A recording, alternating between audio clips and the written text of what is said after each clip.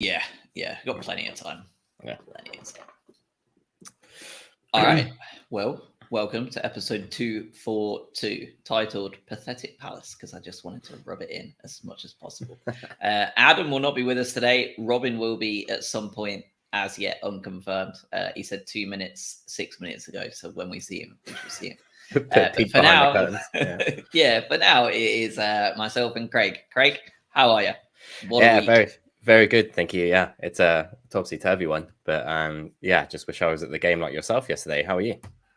Yeah, very, very well, thank you. It was a long old trip, it always is, but like I was saying to you before we started recording, it's been a long time since I've been, just because we just haven't been playing at home much lately. Spurs and Wolves are games that I could not get to, and in between that, it's just been away game after away game, hasn't it? So it's been nice to go back, even nicer to go back against the Palace, and even nicer to dick them 4-1. Robin, welcome. We went live about 60 seconds ago, so you've missed nothing at all. How are you? Yeah, all good. I enjoyed yesterday. It's annoying that it's the first Palace home game I've missed probably ever since I started watching, and I inevitably missed the biggest win since the 1950s. So that's just how it goes. So that just means you can never attend again. So congratulations on excluding yourself from a great game. Thank you.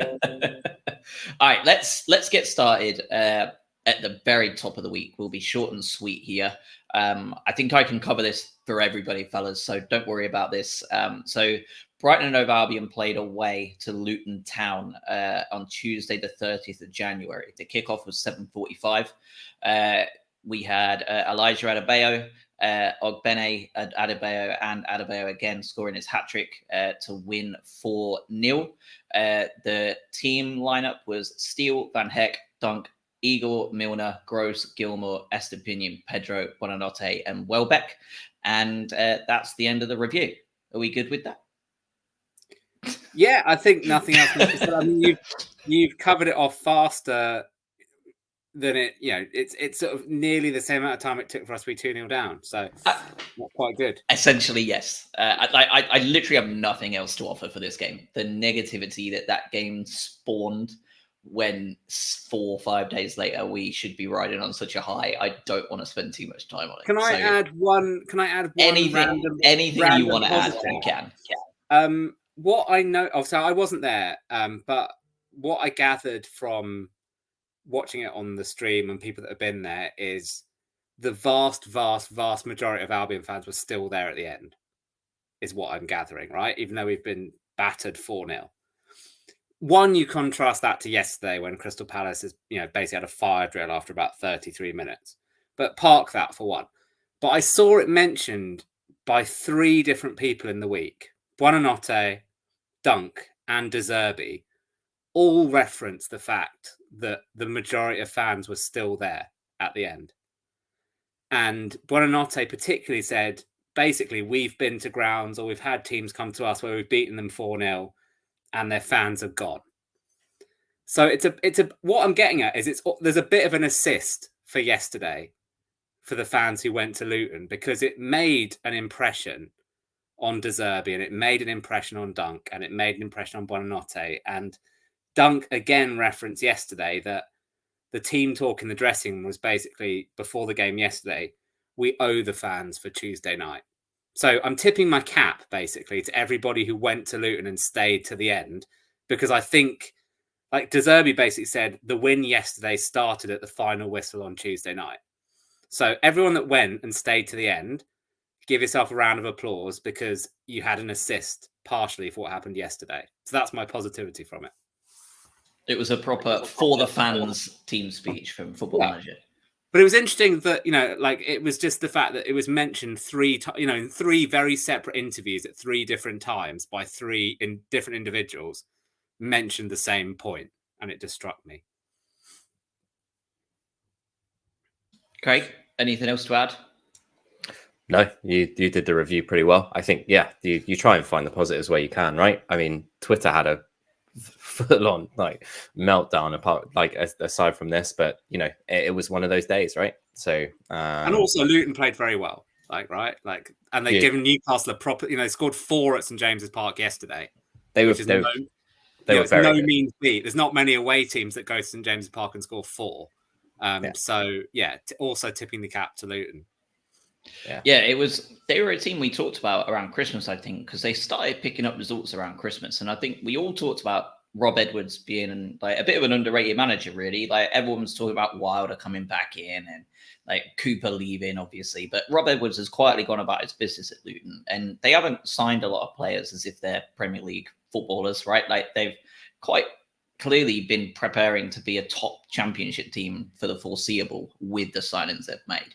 And yet Rob Edwards has turned them into an absolutely class outfit, really. Like it's took him a while to get adjusted. And I think that happens with a lot of teams. And that's why you see these relegation battles get so intense towards the end of the season. Teams you've written off all of a sudden that have never had this experience before start understanding the vibes of things. And Rob Edwards in particular seems to be, because as you say, like 8 goals in 2 games, 4 of them at home to us, and then 4 of them away at St. James's Park is like, it's not an easy thing to do. And a lot of these players are players they were promoted with. So obviously the performance from us was absolutely disastrous on that Tuesday night, but nothing should be. It was one of those cases where, similar to the one that we'll be talking about at length here shortly, is where you can both tip your cap to the opposition team for playing blindingly well, but also accept that Albion were actually really poor, and it was almost a perfect storm. Simultaneously, this weekend, we had a bounce back situation where the Albion were phenomenal, while Palace were simultaneously hilariously bad. And I think that really is just the epitome of Palace right now throughout their entire organization, which just makes it all the sweeter. Let's talk transfer window, though, before we get to Palace. Obviously, we signed a couple of young players for the future on deadline day, quite quietly off the side. Maybe we will see them in the coming years. Maybe we won't. Who knows? They're always hit and miss. But obviously, Valentin Barco is the main man that we've made the signing of in this January transfer window. De Zerbi, though, not happy. Very clearly not happy in his press conference, saying that the club decided to go in a different direction from him and his wants. We talked about it last week as to whether we thought De Zerbi would be here at the end of the season, and the general consensus was probably yes, or the start of next season rather. How's our De Zerbi staying mojo now after both the transfer window reaction and then yesterday's reaction from the players themselves, and knowing how much he values that? I am really torn on it, because I think nothing has really changed in my mind in terms of the likelihood of him getting the jobs that are probably going to be coming up, right? I think nothing has changed in the last week regards to that. I've seen a few more concrete names linked with Barcelona who are not De Zerbi. So I don't think that's changed necessarily. The big question, which is going to be answered, is a few times he said that him and the club need to have the same goals, right? I think he's said that in a few different ways. So I think there's going to be a big question in the summer as to where is the ambition of Brighton and Hove Albion compared to where De Zerbi wants it to be. And he's not the first manager who's been there. I mean, we had, the early days of Graham Potter, we kind of had the veiled, basically, we need a striker. I'm happy to work. He always came out and said, I'm happy to work with what I've got. But you could tell that he wasn't happy to work with what he got. He wanted a striker. So we've been here before. But I think there's just going to be a conversation to be had. And I think it's going to come down to as simple as, does De Zerbi like the answer that he gets? I think it's going to be as simple as that. I mean, we know, despite what we all want, we know that Tony does not like doing much first team business in the January transfer window. If you look back at I saw someone on social media, like you look at the last few January windows, it has very much been buying talent for the future. I think Caicedo came in a January window. McAllister was signed in a January window. Barco's been signed in a January window. So I did hope that this might be the one window where, given that we didn't have a stellar summer window in certain positions, that they might go out and do something, particularly losing Dahoud. And there was rumours around that Moda had turned down the chance to go to Everton on loan, which would have been a really bizarre one. So yeah, I thought we might get someone in, and De Zerbi clearly did as well. So in a long-winded way, it hasn't really changed to a great degree, but I think there is going to be a big conversation to happen at the end of the season. And it very much depends on, does Tony want to take a stance where he is going to try and push us on consistently to the next level? Or is he going to be very much, okay, I'm trusting the process to deliver the same thing again, even if De Zerbi goes?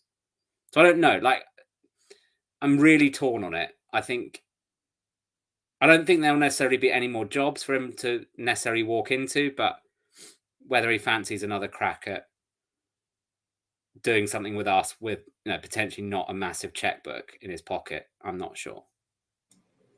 But we know we know De Zerbi's short-term frustrations. I feel like he constantly has them, right? He's this hyper-ambitious manager that wants absolutely everything and wants the best. Half of me, and again, I'm just sitting on the fence as well, but like half of me thinks De Zerbi knew what he was signing up to, right? You're referencing the January transfer window where we didn't do anything for like 6 years. You bring in one person every January transfer window. Like that's just the norm. And we acknowledge it. I don't think we necessarily understand it, but there you go. You also compare that effect with this year is that absolutely no one has brought anyone in for January just because of all of this profit and sustainability stuff. Everyone's absolutely shit scared. So in general, nobody really bought anyone. You saw Adam Wharton go to Crystal Palace. They're the highest spenders in January. That's ridiculous, judging by yesterday's performance as well. So,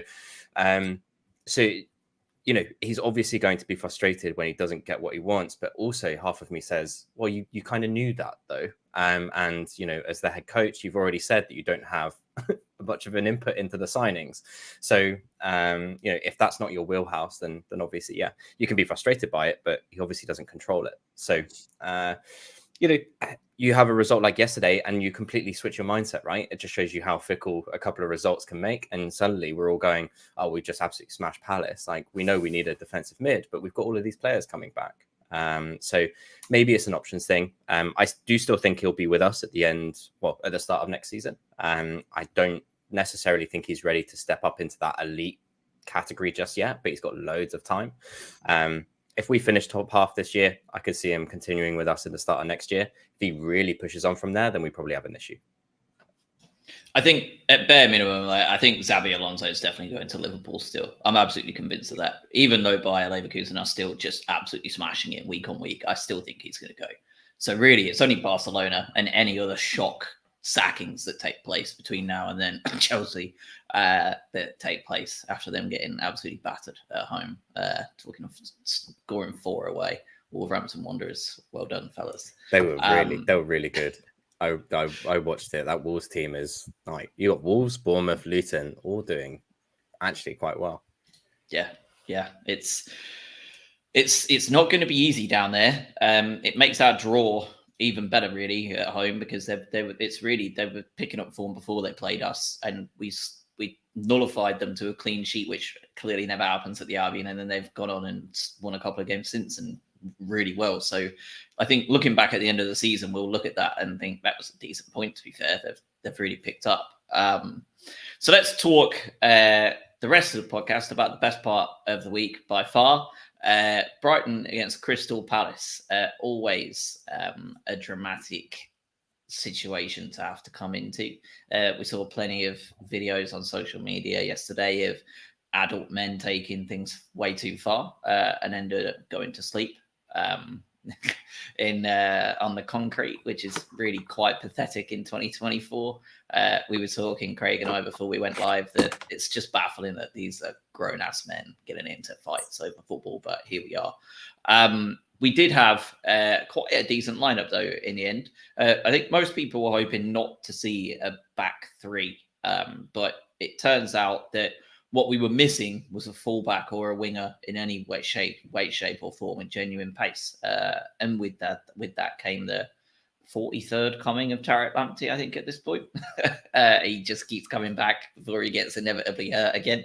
But Verbruggen in goal, a back three of Igor, Dunk, and Van Heck. Lamptey out on the left-hand side as a wing-back, Hinchelwood on the right-hand side, Grosson, Gilmore, Marshall in the midfield, and a front three of Ferguson, Pedro, and Buonanotte. When you saw that lineup and just the general team sheets, were you more confident because of the strength of our lineup? Or, honest moment, were you more confident because there was no Easy or Elise in their starting 11? Oh, I mean, João Pedro being fit was massive. I did worry where we were going to get the attacking impetus from if we didn't have him fit. So that was massive. Lamptey back as well was also massive, hoping that we'd get the Lamptey that lasts more than about 7 seconds without pinging his hamstring, which thankfully we did. But yeah, I mean, they are, without Elise and Eze, they are a top half championship squad. Like, let's be honest. Like I said after that, December game, that, essentially without those two, they're wasting everyone's time in the Premier League. And, yesterday illustrated that again. They are absolutely wasting everyone's time attempting to do anything with Will Hughes still meandering around in midfield doing the square root of fuck all, to be honest. So, no, I think it was more their lineup that I just thought. But then there's that nagging thing where you go, if we manage to cock this up against that lineup, then the meltdown would have been something supreme. That's where I was too. I was like, only Brighton would be able to really mess this up. And again, you have the lingering thought of Luton in your mind as well. Like, just sort of pre-game, you're like, right, okay, we know that we can bounce back, but this is Palace. This is slightly different.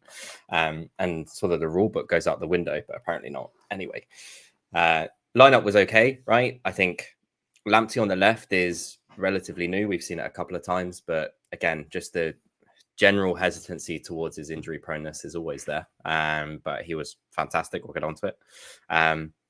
And otherwise, yeah, just the João Pedro thing has to start, right? And I think we say this week in, week out, has to start.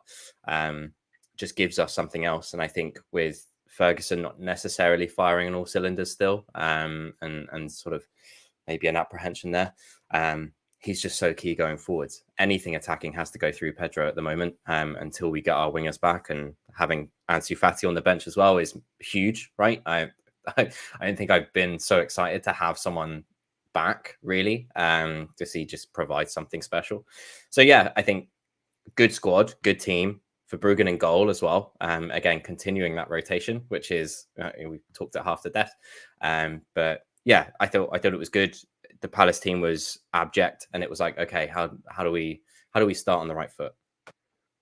And the answer to that was immediately go at them very quickly, and we did, and we saw the benefits of a player with the pace of Tariq Lamptey within about 90 seconds, because a pretty solid cutting ball, I think it was from Van Heck across the pitch to Lamptey, just split them apart, and he immediately got a corner. He gave shades of Mitoma with the way he cut into that box very quickly, and I thought the cutback was coming, but it was really well blocked, to be fair. Palace were very awake early days to the threat, just not to set pieces, because the absolute monumental achievement it is to concede to Brighton and Hove Albion directly from a corner is something really quite magical. But that's what they did within about 120 seconds-ish. The ball comes in, really, again, a decent ball is exactly where you want that ball to be, and 9 times out of 10 Pascal Gross is going to deliver that at any set piece, which makes it even crazy that we don't score more of them. And the new corner routine that I've never seen from the Albion before, the 4 men lined up as if they're squeezing onto a bus routine before they all split into different areas of the box, was something that they did all day yesterday, and it seems to have been a totally revolutionized the set pieces, because we looked dangerous from all of them. But of course, it was the man himself, Mr. Captain Fantastic, bashing that ball home with an absolute piece of piss header, just zero marking at all. And I think that set the tone, fellas, didn't it? Like, from the 3rd minute in, really, the tone was set, and it was set by Lewis Dunk, absolutely loving life in front of the Palace faithful that had travelled down. Yeah. I mean, their game plan was clearly going to be try and frustrate us for as long as possible and then hit us on the counter-attack. Like, that was probably all they've got. So yeah, to see that fall apart after about 2 minutes is very pleasing. I mean, it is one of the worst defended corners I think I've ever seen basically any level of football, because I'm not sure what the keeper does, because it's clearly he could have come and got it. It's not a million miles away from Henderson. He comes and gets that. No one decides to mark Dunk, and seemingly no Palace player decides to be anywhere near about half of the goal. Like I cannot get my head around what they were trying to achieve with it, but who cares? It's just dreadful. Yeah. I mean, Lewis Dunk scoring against Palace in front of the Palace fans at the I mean, that's like, it's just number one on the bingo card, isn't it? Like, ticked off straight away. Again, he just knows he knows what it is, doesn't he? And I think that's what you got with Zaha when he was there too. Like he just understood it, and I think there's a general feeling that he knew what it meant, and there was a very they tiny wind him up. They've been singing not particularly nice things about him for a decade. Sure. Yeah. So I think it's his first goal against Palace. I think someone will correct me if it's not, but I think it is. So he's had 10 years worth of, he's had 10 years worth of frustration bottled up in games where also, we tend to, it tends to be frustrating games against them by and large. So, it's a dream, it's a dream start all round from basically every conceivable angle. And the fact that it illustrated that Palace is, what they've had to have, and what they have generally had under Hodgson until quite recently, is a pretty solid defence. They've had to, because the only way they get anything out of games is staying in games long enough to be able to wait for Elise or Eze to do something at the other end. So within 90 seconds, basically, to go, okay, we've got nothing in attack today, and seemingly none of your defenders actually know how to defend.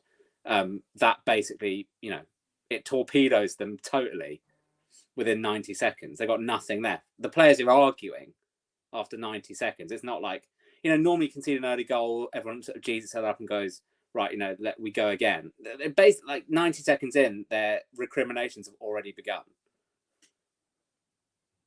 Yeah, it was wonderful. It was wonderful. I think from then on, like, I mean, from then on, we dominated the ball between the goals. 70% possession, 93% pass success rate. So their press was essentially non-existent. They had one shot in that time frame, and Mr. Billy Gilmore needs to hold up his hands for that, because the one time they gave just a half-hearted attempt at pressure, Billy was not ready for it at all. They won the ball back in a really dangerous area, and I'm not sure. I think it was Schlupp, but big thank you to him or whoever it was that decided to take that tame shot right into Verbruggen. Yeah, because that was all they offered for the entire game, really, was winning the ball on a breakaway or two and offering absolutely nothing with it, barring the goal that came from nowhere. And I think for Palace, their entire day was compounded in about 7 minutes in that first half. And it started with Guehi going off. Don't you think? He was shocking too. Like, I think just go back to the corner and just how crap it was defended, right? Just your main centre back going off of Jack Hinshelwood peeling off the back post. Like, what are you doing? So it wasn't at the races. Obviously, their captain as well goes off after half an hour. Like, the writing's kind of on the wall. You've got no Elise, no Eze. Your captain just goes off. You're having to bring on your new signing in a baptism of fire, and he didn't do too well. It seemed from bad to worse for them, and it did. So yeah, and then you have to fling in a new signing, right? Wharton has to come into a total sort of hellstorm, basically. Of you're a goal down already, you're not playing very well, your captain's has gone off, and you're thrown into your first taste of Premier League football. And it's a kind of sink or swim moment, isn't it? And he proved pretty quickly that it was very much going to be a sink moment as far as his debut was concerned, because he dwells on the ball for. I mean, it wasn't horrendous. It immediately illustrates the step up for the Championship, because it wasn't like he dwelt on the ball for ages and ages, but it shows you have no time in comparison to the Championship, because you have that ball pinched off you immediately, and then suddenly you've got 4-on-3, pretty much is what it was. You know, he's not ideal. It's not ideal from his perspective, and obviously sandwiched in between that. So I mean, it's there. As far as Wharton's concerned, I felt really sorry for him, to be honest, because I quite liked him as a player when he was at Blackburn. I thought he looked decent, and you just think for any young player like that coming into the Premier League, that's just not what you want, is it? It's a surprise that someone like that would go to Palace at all, really. But I suppose, I mean, money talks, right? Like he's earning 5 times more than he was earning at Blackburn, I'm sure. So at the end of the day, it's similar to the reason that a certain Ecuadorian lad just smashed up his seat at Chelsea dugouts, right? Because he went for money and not for passion, and now he's going to suffer for it. So, all right. So shortly after he was subbed off, the game was essentially nailed to the ground. And the first goal of our double salvo was brought to us by another local lad at the other end of his career, Jack Hinshelwood, playing at right wing back. He has done this a few times, venturing into the box totally unmarked. Scored a few goals from it too. Of course, the header, the one against Spurs as well, where he just kind of ghosted through without anybody realizing he was there. And then again yesterday, Bournemouth, wasn't it? Was the first one, wasn't it? I think Bournemouth at home, we got the winner, I think, wasn't it? Yeah. He's got a bit of a knack for this. And he was assisted by fellow wingback Tariq Lamptey on the left-hand side. I think we had about 4 shots in quick succession before that goal went in.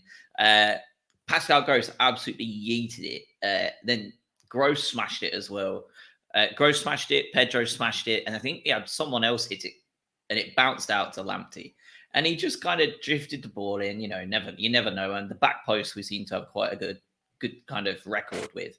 And I think it was Buonanotte going up for it. And I don't know whether Hinshelwood called for it last second, or whether he just decided, nah, this is all me. But he's not a big lad, but he just soared through, like, past both of them, and put the ball in the opposite corner.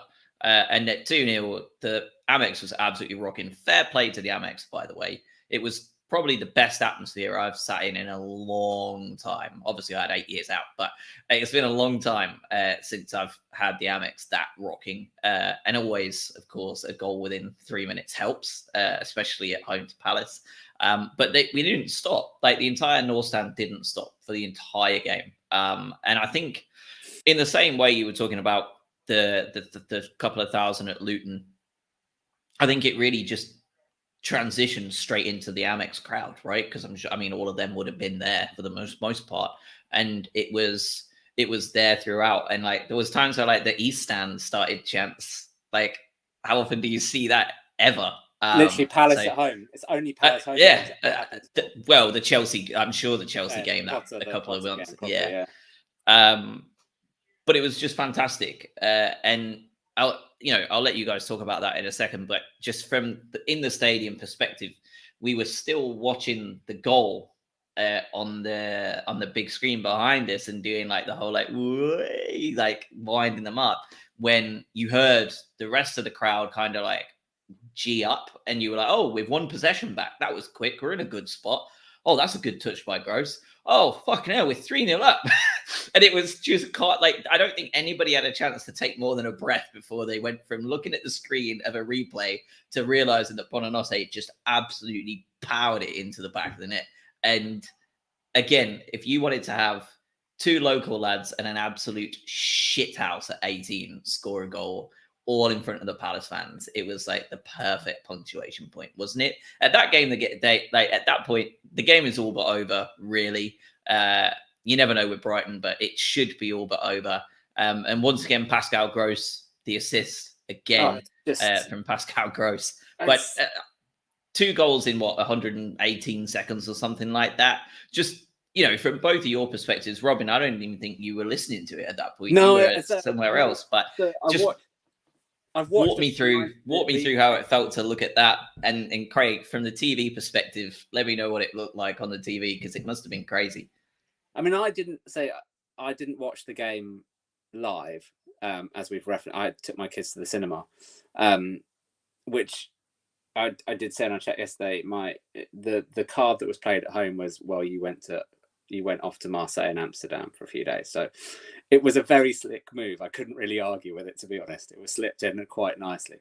So I had the benefit of I have watched a full 90-minute replay, but I obviously watched it with the benefit of knowing exactly what was going to happen, which is obviously the best type of replay, the best type of match replay to watch. But yeah, the third goal. I mean, just quickly on the second goal. I mean, it's no coincidence that when we have some genuine pace again on the wing, we cause teams absolute, there's absolute carnage. It's no coincidence that Lamptey is in full flight, and both of those first two goals come from basically João Pedro drifting inside, creating a one-on-one for Lamptey against, I think it was their new guy at right back, wasn't it?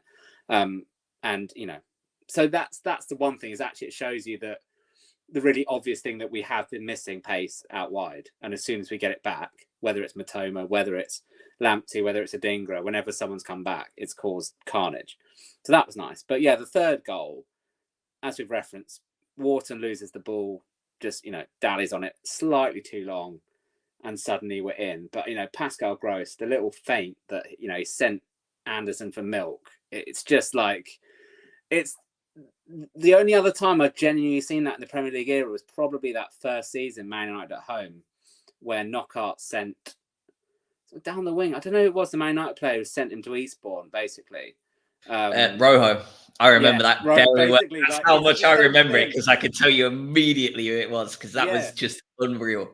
That was a similar thing, but Anderson's dived in. But still, he's just sent him. It's just sent him to the shops. Like, see you later. Thanks for coming. And it's just such a deft little layoff as well, in one kind of motion, and it's just perfect, because if you watch it from Buonanotte, I don't know whether he's anticipated it or whether it just happens that he's there in the right position, but his body shape, he's just perfect. It's just everything is perfect for him to be running onto the ball like that.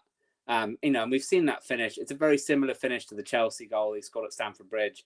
We know that seems to be his favoured, his favoured sort of method of dispatch, as it were. And it's just, it's majestic. It's one of those goals where in any game, you're thinking, we'll have that. That's lovely. But just to basically have it at the Palace end, about 30 seconds after they've last conceded a goal, is just, it's a nightmare for them, isn't it? I have watched one of their vlogs from one of the Palace fans that I posted in the chat, in our chat. And if you watch that, they're all still arguing amongst themselves about the second goal when the third goal goes in. It's the polar opposite. All of you at that, you're still watching the screen at the other end, sort of still celebrating the second goal. They're all fighting amongst themselves still about the second goal at the other end. So it's a great goal. Pascal Gross is just, I said that, yes, in our chat, and actually someone else said it a non-Brighton fan said it on Twitter last night, that he is potentially the best bargain signing in Premier League history. Like, we're getting towards that stage. I think it's only De Bruyne that has created more chances in the Premier League since Pascal Gross joined the division. That is correct. Yeah. We're now legitimately in, he is right up there with bargain Premier League signings. And you consider he's basically played in every position apart from in goal. It's just, all that yesterday lacked was Pascal Gross getting on the score sheet. That's all that would have been the cherry on the top. But majestic. Just majestic.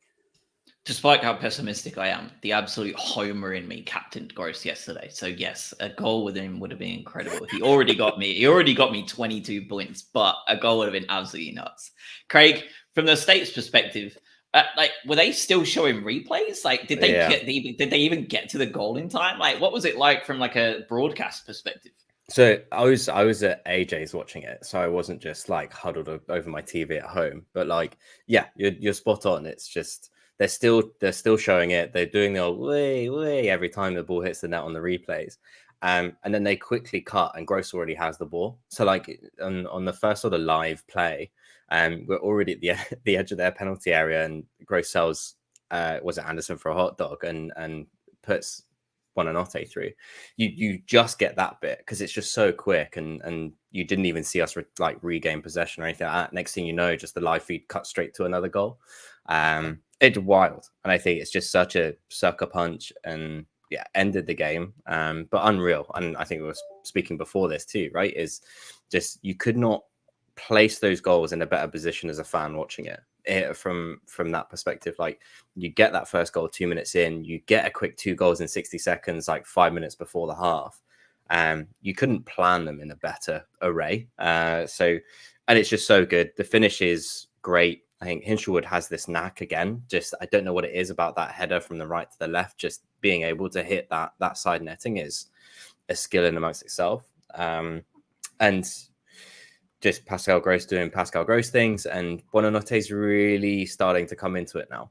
I think they had some, I guess, some choice words maybe for his progress over the last couple of months, but the last few games he's really come into it. So good. You know, you've got two teenagers and your captain scoring. You know, at the Palace end as well is just stellar. Like you couldn't write it, could you? So. And that was it, right? It did get even worse for them. But like at that point, you're like, okay, we'll see this home. And at 3-0 up, a small part of my little Brighton mind goes, we could still mess this up, you know? But it really felt like it was sort of done and dusted.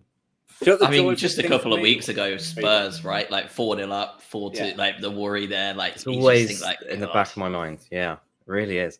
So because I had the benefit of watching the full game, knowing what had happened, I'd already had a really good read of the Palace forum as well, which was just, if anyone hasn't, I generally don't go and read other clubs' forums, but like after this, I just thought this is like a proper, let's go and buy a vat of popcorn and just sit and watch this, because there are so many like brilliantly prophetic comments on there from half time going, the only thing that could make today worse is if he brings Elise on and gets injured. Like, they all called it. I mean, everyone in the ground would have called it as well. But when you look at it through that lens, you go, it's already done at half time. The only thing that could have been worse is bringing Elise on, who then gets injured. I mean, like you referenced, Craig, it gets worse for them. But I'm struggling to think of a worse managerial decision, like a worse substitution in a game, right? Like, what are the chances of him on his own dragging that game back to 3-3? Like, I could more understand is if they got like 1 or 2 goals back, right? And there's 25 minutes to go. You think, okay, like maybe there's something in this, right? But not 45 minutes to go. You're 3-0 down. You're already defending, you know, it's non-existent. Nothing's happening. Like, that is... I think it illustrates, because the big thing is, like they've said, Eze and Elise have been out injured, you know, collectively for so long. But what seems to have happened every time is that Roy Hodgson rushes them back from injury. That's the pattern. Like, they don't win any games. Suddenly, everything's not looking so rosy for them. And Roy Hodgson just goes, right, I'm going to have to play them. Like, I don't know whether that says more about how badly Palace have invested or not invested in their squad, or how out of touch Roy Hodgson is these days as a manager in terms of needing to rest players, etc., etc. But either way, it's a dreadful decision, like on every level. For once, I am going to come in and defend Roy a little bit. And I'll tell you why. Because after the game, I listened to his interview on the drive home, and he just sounded just utterly exhausted by the whole situation. And he essentially said that he spoke to his medical staff on Friday, and they said that he would be all right to be on the bench. And he spoke to them before the game and then confirmed to them again at halftime that Elise said the whole time he's great. He wants to play. Obviously, you're a footballer. They all do, right? Like, even like when we were playing like Sunday League, like even if you were like hurt, you wanted to play, like let alone at that level, like they all want to play all the time, right? Like, and for like these guys, like these sports scientists, these data analysts, like all of these guys, like they're the ones that are making this decision, not Roy, like to put him on the bench and to make him available and to consider him available. And these guys have got, you know, they've got like probably injury history and nutrition history and dietitian history and training history for the last like 8 years of Elise's career. Like, I'm not even sure if he's been even playing that long, but like they've got everything since he came to Palace at a level that is just you know, like the analytical level of like a Premier League football team, right? Like I know we like to dunk on Palace, but like I'm sure that their technical ability in terms of that sports science analysis is the same as every other Premier League club, right? And like just monumentally impressive. And these scientists have watched him every day. They've got all the data off of his sports bra.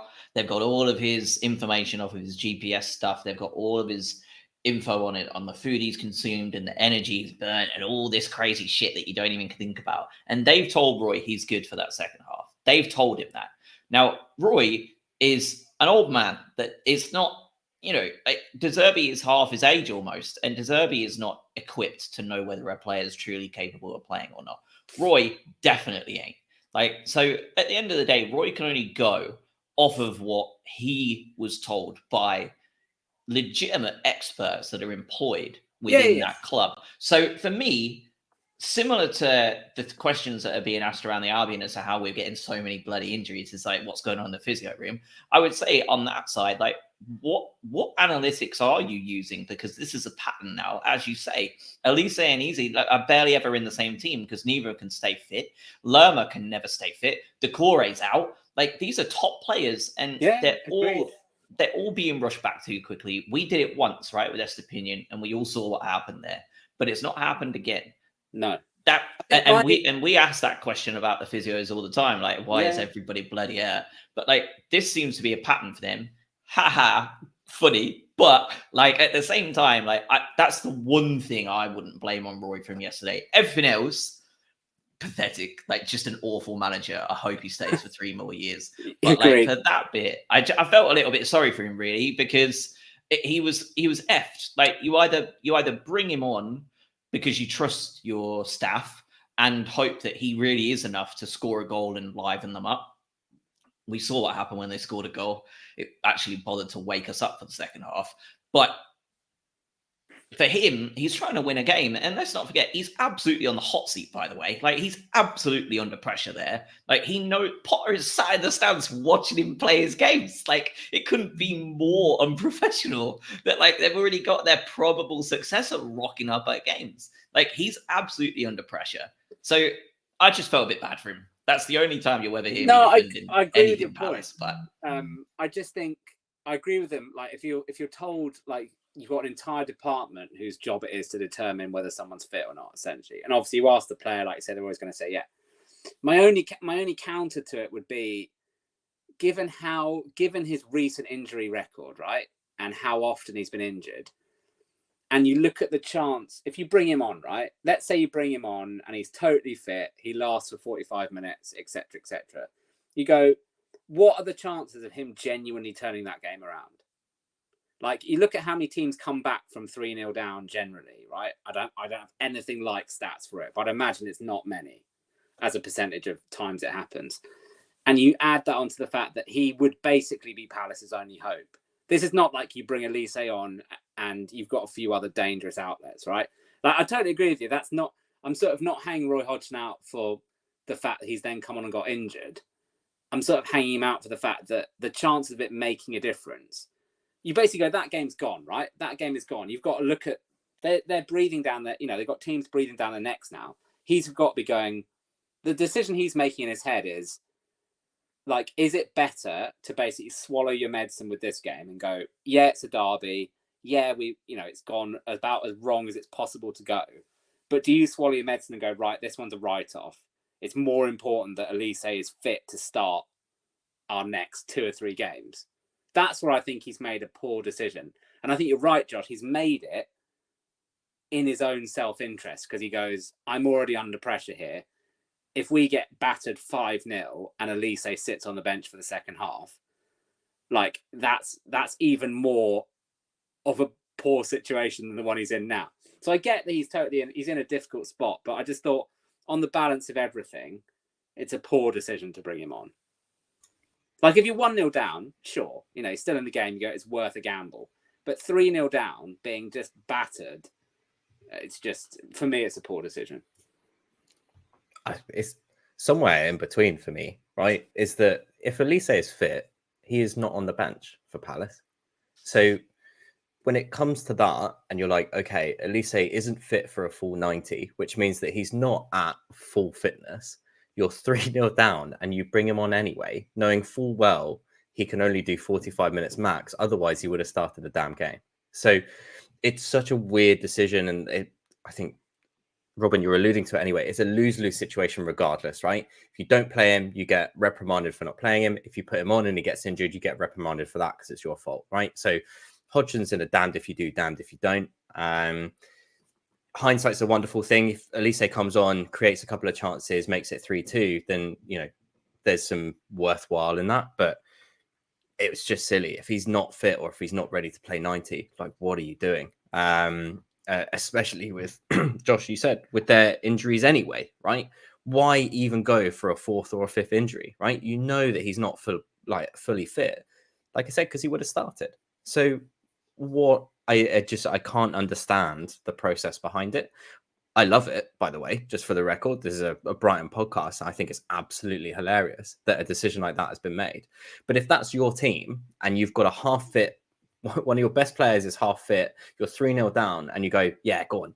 Like, try and win the game for us when it's already probably gone. Silly. And, I'm all happy for it because he's probably their best player. So having him injured even more, and with Luton getting points as they go, they're in trouble. Yeah, they are in trouble. But I'm with Craig. I mean, like, it's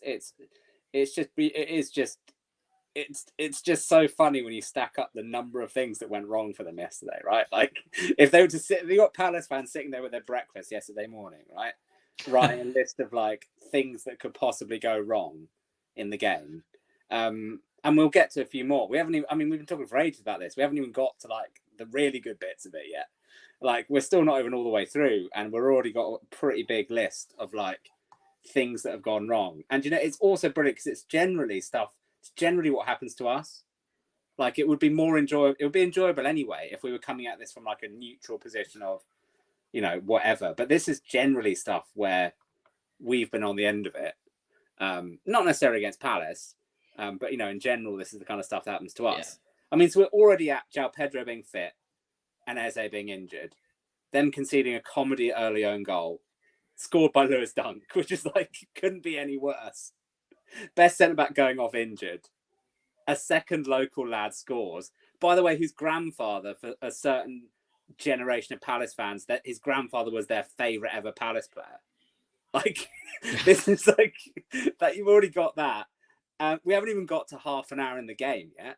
And you've already got like half a dozen things that couldn't possibly have gone any more wrong. And then you've got their new signing coming on and making a complete mess of it, immediately leading to another goal.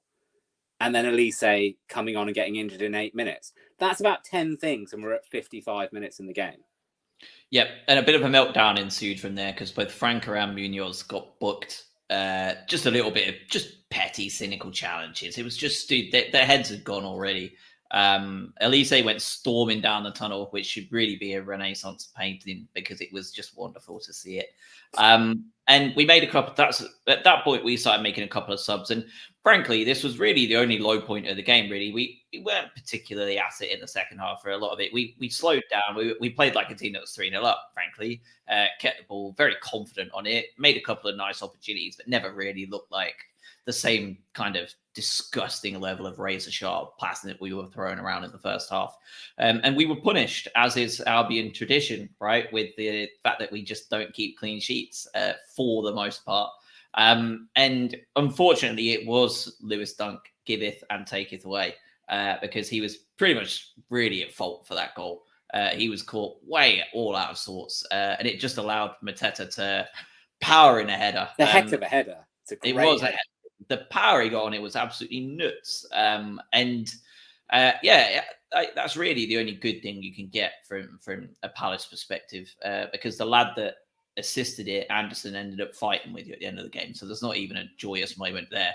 But at that point, it seemed like it woke us up a little bit and was like, no, like, not again. Like, we're not having a Spurs moment. We're not having a meltdown at all. Like, let's do it. And from then on, it felt like we really turned it back on a little bit. And the legginess in the midfield went away when we shortly brought on Baleba for Buonanotte and Estepinian for Lamptey, two excellent substitutions. And Baleba, he's just so full of it. Like when he comes on, the energy he brings, like it's palpable. Like you can see it. Like the entire team are brought back up to standard because the press he throws out there is absolutely nuts. And the willingness to run at players is really what caused all the problems there for that last 15 minutes. And shortly after that, Danny Welbeck and João Pedro link up for quite comfortably the best goal of the three, I think. Craig, from a TV perspective, just because you saw it from kind of the top down, what was it like for you guys when you were watching it at the pub? Oh, it's so good. It's the best goal of the day, right? And just being able to do that on 84 minutes, like again, the João Pedro stuff. Will he start? Will he not start? Can he do 90? Like, is he ready? Is he fit? And then he does something like that with Welbeck, which is just unreal. And it shows you the level that Welbeck brings to it as well. I just think the assist is out of this world. It's enough to finish it, but just to see it and actually execute it is unreal. And that's Danny Welbeck, right? And I do hope that he signs again at the end of the season because he brings that experience and he just has the ability. So unbelievable goal. They showed it about 8 times, and rightly so. Just an unbelievable goal, and yeah, an even better celebration from João Pedro as well, who whips out the cutthroat. But stellar, and just really just the icing on the cake. I'm sure Josh, you can attest to that in the stadium as well. But just sends everyone home happy, doesn't it? The weird thing for me is like the whole game is basically a mirror image of that Potter Chelsea 4-1 game, right?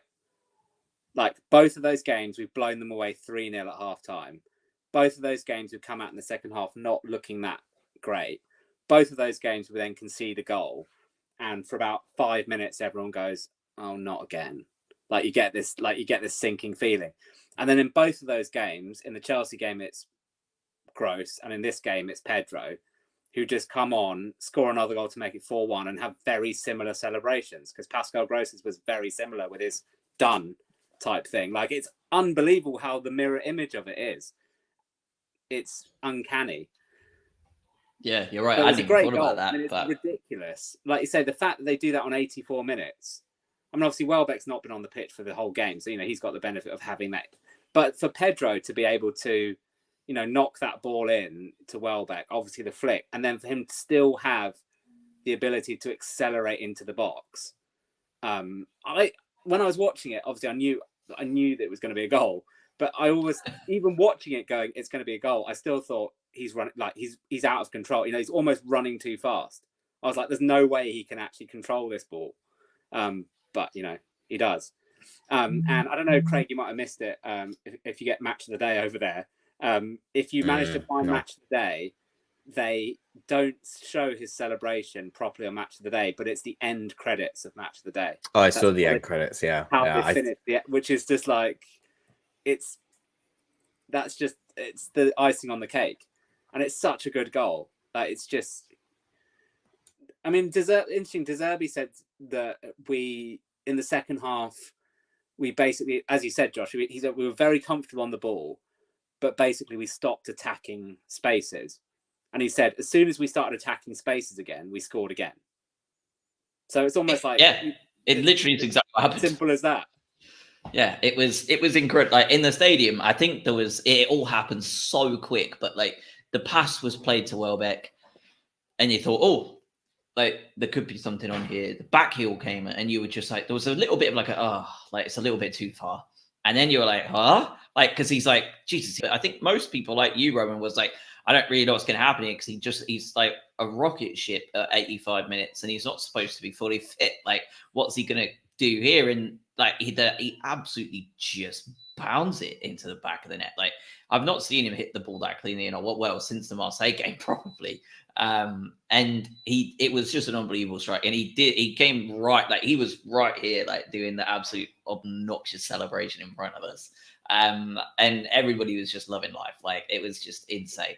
And yeah, it was one of the coldest celebrations I've seen in a long time. Like did it twice as well, just in case people didn't notice the first time. He's like, nah, like this is it. Like here's the fourth. We're done. You're dead. And yeah, that was it then. Like then you knew the game was over. And I said to Craig, like, there was quite a lot of people, quite a lot of the best fans in the world leave after 30 minutes, which was a surprise, given that they are the greatest fans on earth. They gave up pretty quickly. But my favorite part is that once that goal came in from Mateta, a lot of people who looked like they were angling to leave, like walk into the row and it looked like they were kind of angling to leave, and the goal goes in and they all take their seats again. You can watch it in real time. Like they all take their seats, like fucking comebacks on, boys. And I don't want to miss this one. Like, I don't want to be wandered out. Yeah, exactly. And by the time Pedro scores, the cops have closed it off. That's so brilliant. you saw that like it was open up for people to leave at 72 minutes, but sometime between 72 and 84, the cops had shut them up because they've got to stay in, right? Like we all know they get held back for a little bit, and the reason I know that happened is because I watch people stream out and then slowly stream back in, like defeated. Like they'd obviously tried to leave and couldn't get out. And then I heard from people, like you see on social media and stuff, people confirming that they'd essentially not got out in time. So then they had to watch the last 8-9 minutes of just like carnage in the stadium and us just absolutely ripping the piss out of them.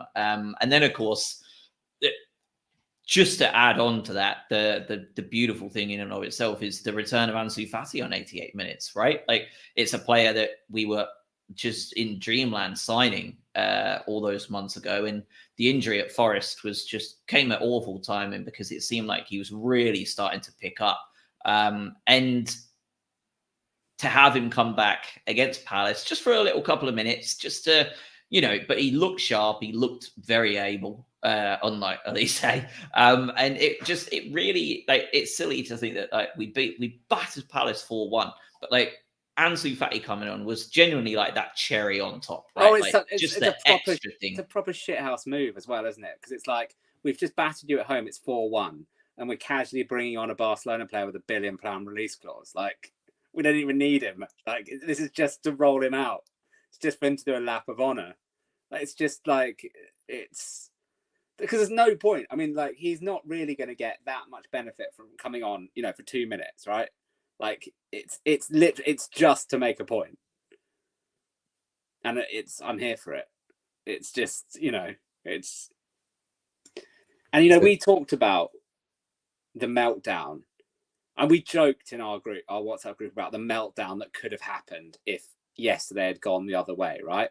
And I'm sure lots of people listening in your own WhatsApp groups or your own Twitter feeds, I'm sure a lot of Albion fans would have been making the same slightly gallows humor remarks, right? Because like, let's be honest, yesterday could have gone like in another universe. Yesterday goes horrifically, right? Like I think we can all agree there's not that much that needs to change for that to happen. So everyone's gone, right, the meltdown that could have happened if we'd have lost. I'll be honest, the meltdown that has happened amongst Palace fans is off the charts compared to even what I thought our meltdown would have been. Like I know I talked about going on their forum. Like there are a couple of quotes that are just. There is one from this guy. I'm not going to read the whole quote, but it was like, "This is right." So this is when the third goal goes in, right? And this guy goes, "My child self would never believe I could stop watching a Palace versus Brighton game, but I'm not watching this shit any longer. What is being allowed to happen on the pitch is not Crystal Palace. I've never had such little heart and spirit. Even when we were bottom of Division 1, I feel like I've lost my club." That's after 33 minutes. Well, the club's only been around 13 years because they went to admin, didn't it? So it's not that long. But I mean, yeah, it's another level, right? And I think it can put into perspective a lot of things. Like after Tuesday, you're kind of feeling very downbeat. There's a lot of wariness around De Zerbi's comments as well, and just being absolutely hammered, rightly so, by Luton on Tuesday. And just a nice little rival win where we've just embarrassed them and they're having their own troubles of their own. Like it just puts it into perspective for me, at least, of like, okay, we're a very good team and we've got a lot of good players coming back. Ansu Fati, Matoma's going to be back next week. Adingra's going to be back in a couple of weeks.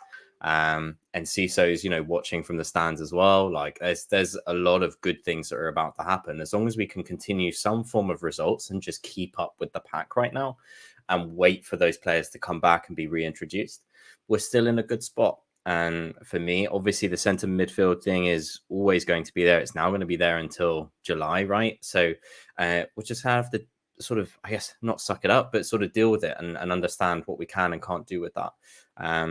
But Labour looked really good when he came on. Obviously, there's no pressure whatsoever, so he can just go and burst through the midfield like he wants to, and just play without that fear. I think that's what he needs, and just we'll see. I think it's funny how a week can be so down and so up, right? And that's where the perspective comes in. But a good result against an opponent that just wasn't there, and our rivals, it's fantastic. They're having an absolute meltdown, like Robin alluded to. So that's even better to watch. And we'll see. But what are we, set 8th at the moment, sitting there? 35 points, still got half a season to play, more people to come back. You kind of feel a little bit more optimistic after that. And yeah, I think do. the best if you had to is, take 3 out of 6, you're picking that 3 out of 6. 100%. The best bit about this is that the penny finally seems to have dropped with a lot of Palace fans that the two clubs are miles apart now. Right? Like when we were kind of drawing, there were lots of games early as the Premier League, it was kind of like they very much felt that we were these kind of imposters, right? Who'd kind of recently come to the Premier League, had a few good results and had kind of scraped survival. And they weren't really willing to accept that virtually every aspect of our club compared to theirs has gone in wholly different directions, right? Whether it's investment in infrastructure, whether it's in having a strategy in terms of transfers, whether it's having a distinct playing style on the pitch, wherever you want to focus it, right? And I wouldn't even, it's not just because it's Palace that I'm saying this. Like if you compare it to, if we didn't have a rivalry with Palace and we were just making the comparison between the two clubs, I'd be saying exactly the same thing. Like they are now beginning to accept that, they're worlds apart. I mean, the final quote from the forum was this guy that said, it's brilliant as well because it's so down in the mouth. This is the final one I read, I promise. But it's like, please go and read their forum because it's amazing. This guy said, "I'm sick to death of this era of Palace. It's made me feel so little for something which used to bring me energy, joy, agony, excitement. I just feel nothing. The fact this rivalry just feels so stale is because the clubs are now worlds apart." Which is, it's A, beautiful to read, and it's B, true. Like we've now reached this point where, it's still always going to be this kind of pantomime rivalry, etc. But this is not two clubs on an even playing field competing against each other at the moment. No, I mean, they may come back, right? Like if Palace, we have, right? Yeah, we have. I mean, I'm not saying suddenly, we're going to be into the stratosphere of world football and they're going to be in League Two. But currently, you cannot make an argument for them being in the same ballpark that we are. And, they may get sold to, a super rich American consortium or, someone from the Middle East and, they may come back. But at the moment, watching from the outside, they are crumbling because their stadium is literally crumbling. The fans and the players are fighting at the end of games. The fans in the stands are fighting themselves during games. Banners are coming out against the owner during games, particularly a derby game like that. I mean, there were just so many shots of Steve Parish and Mark Bright again sitting next door to each other, just looking like they're sucking lemons, watching this banner being unfurled. They are in a world of trouble. And you add to that the fact that they're not safe from relegation and their two best players are injured. Like they're in big trouble.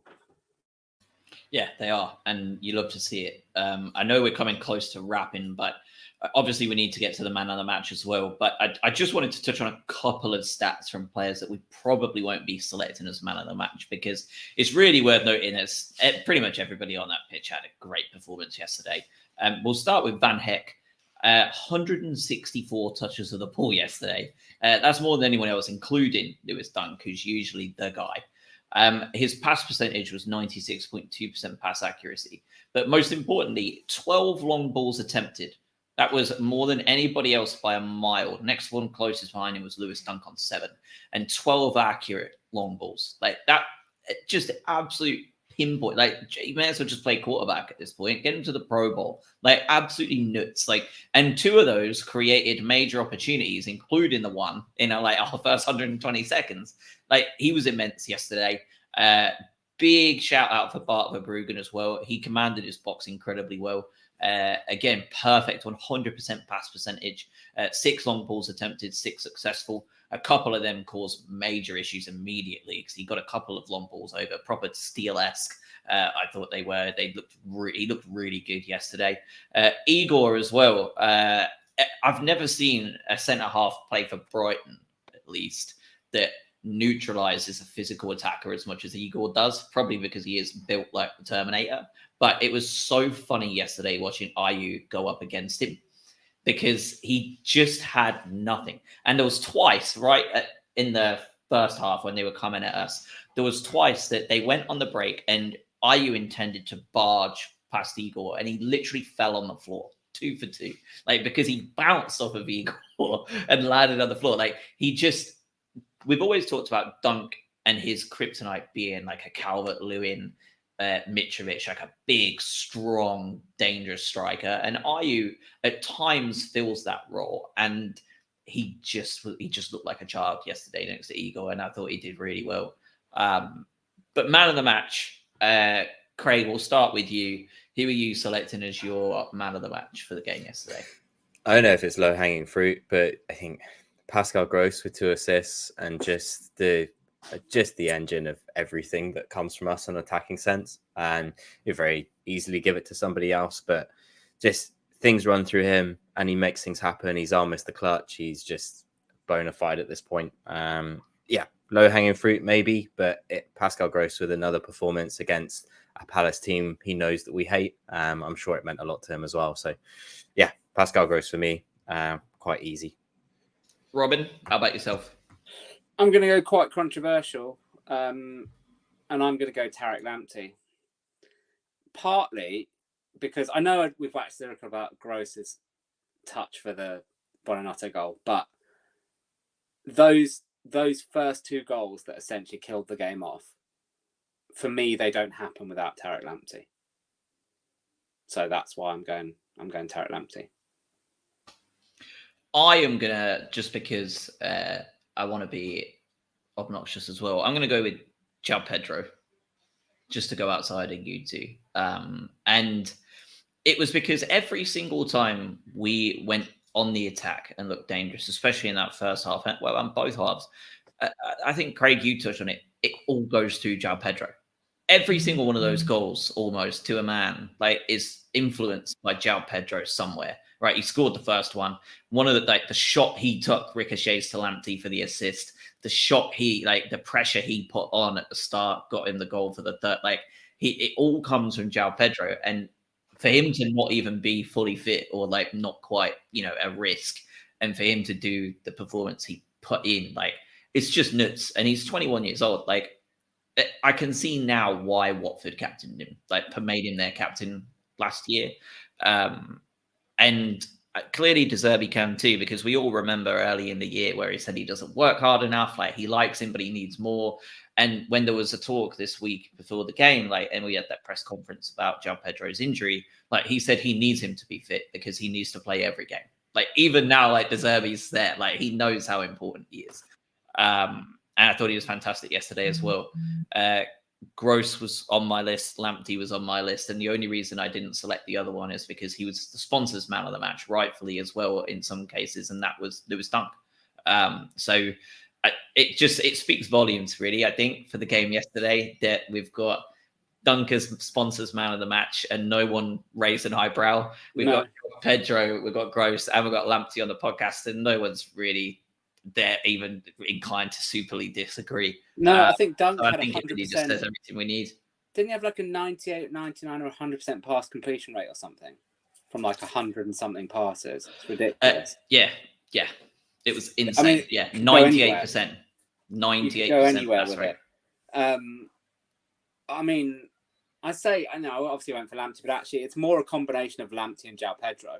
Because actually the space that Lamptey has for those one-on-ones is created by João Pedro just never stopping in terms of his attacking movement. It's just all of it. It was just superb yesterday. It Everyone. really was. I mean, it's gone about, I say, it went about as well for us as could possibly go, and it went about as badly for them as it could possibly go. And, you know, ultimately, that's all you ever want from these Palace games, and it so rarely happens. Yep, agreed. All right, next up, Spurs away. So we will be back next week for that one. We get So a will nice Karen week's Mitoma. break. So will Kaoru Mitoma. Adingra will not. What's he thinking? Scoring a goal for his team, for his nation. I mean, if they go out, selfish. So the semi-finals are on Wednesday. They get knocked out in the semi-finals.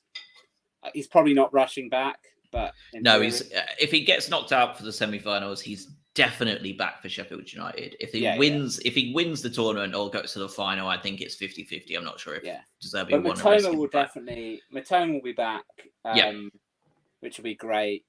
I don't think Enciso's a million miles away either. Looking at the training videos, he looks like he's in pretty much full training. So you'd imagine he may sneak onto the bench for Spurs. If not, you'd imagine he'd be on the bench for Sheffield United. So it's all looking very good with Ansu Fati coming back. I don't want to dwell too much on the central midfield thing. I know that we've kind of done it to death in various different formats. I think the conclusion is it would have been nice to get somebody in there, and I think the club did try, but we didn't. We move on, we regroup.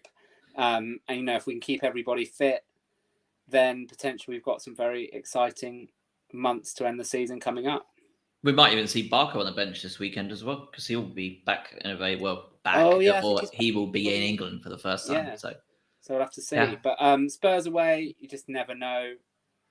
You know, never quite know what you're going to get with them. Similar to us in a lot of ways. I know they drew at Everton yesterday, didn't they? They looked really good in patches. Richarlison did his normal thing where, you know, he scores 2 goals, but actually, you know, he could have had, similar to that game at the Amex, you know, could end up, he could score 5, he could score none, you know, and both are quite as likely as each other. So, but the pressure. So we'll be back next week. Yeah, we're back. So we will be back next week to cover the Spurs game. So just enjoy your week, guys. We don't get these results often. The mandated 1-1 era is over. Like, we are so back. So have a good week, everybody. I'm sure we all will have a very nice one. And we'll be back for Spurs next weekend, where hopefully we can just keep the momentum going.